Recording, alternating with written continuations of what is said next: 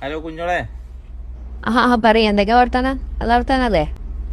പിന്നെ അമ്മായി എന്താ മെസ്സേജ് ഇട്ടിക്കണ്, ഇജ്ജ് എന്തൊക്കെയാ പറഞ്ഞു, പിന്നെ എന്തൊക്കെ പ്രശ്നമായി പറഞ്ഞു.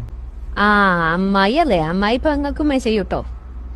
എന്താ ചോദിച്ചു കഴിഞ്ഞാല്, അമ്മായി ഇന്ന് നേരം വിളിക്കുമ്പോൾ കയറി വന്നിക്കുന്നു. ഒരു 10 മണി ആയിക്കുന്നു.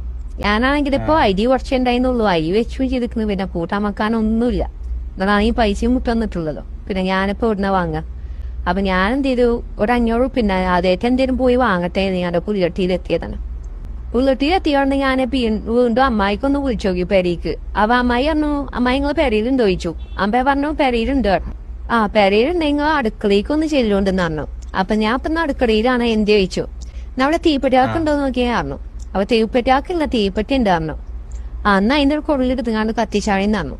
അതിന് 30 കത്തിച്ചു. കത്തിച്ചുകൊണ്ട് എന്തേ കുട്ടിയെ ചോദിച്ചു എന്നോട്. ഞാൻ പറഞ്ഞു അമ്മായി ഗ്യാസിന് നല്ല വില, ഗ്യാസ് തുറന്നിട്ടിക്കണോ നോക്കിയതാണ് പറഞ്ഞു.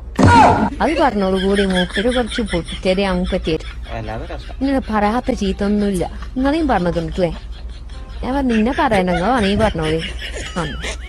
പിന്നെ ഞാൻ വന്നോക്കുമ്പോൾ സിറ്റ് ഔട്ടിൽ കുറച്ച് മണ്ണും പോയിട്ട് കണ്ടു പോയിക്കും. അമ്മായി എന്താ ചെയ്യതിനൊക്കെ